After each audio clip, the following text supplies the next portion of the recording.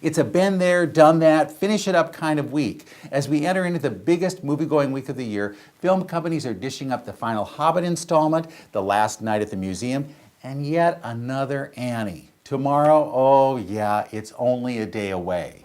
The Annie reboot features several new songs, a hip-hop vibe, and Quvenzhané Wallis as the plucky orphan. In the new edition, Annie almost gets hit by a car, is rescued by a cell phone magnet, and is used as a marketing ploy in his attempt to be elected mayor of New York City. And that's the good stuff. Cameron Diaz scratches her way around as Miss Hannigan, Bobby Cannavale is a loud assistant, and Jamie Foxx is the clueless rich guy. Toss them all together with a loud, unnecessary update of the beloved score, and this becomes the film that didn't need to be made. Filled with product placement, a lot of auto-tuning, and a fairly stiff performance by Wallace, the new Annie cries for the hard-knock life somewhere else. The Hobbit, the Battle of the Five Armies, won't do much for anyone who isn't a hardcore fan of the Lord of the Rings prequel.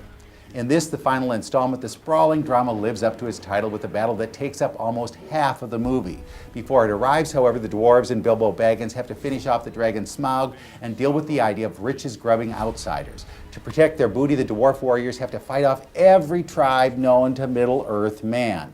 Bilbo, played by Martin Freeman, dispenses advice while flashier fighters wield their CGI swords. Director Peter Jackson goes to town with the fights, making the most of special effects, and ends the saga with a flourish.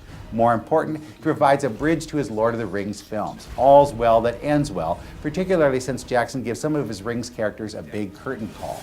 And finally, Night at the Museum, Secret of the Tomb lets Robin Williams fans get one last look at one of the most talented men on film. In this trilogy-ending installment, Ben Stiller goes to London with a couple of his museum friends to discover how they can revive the tablet that brings historic figures to life.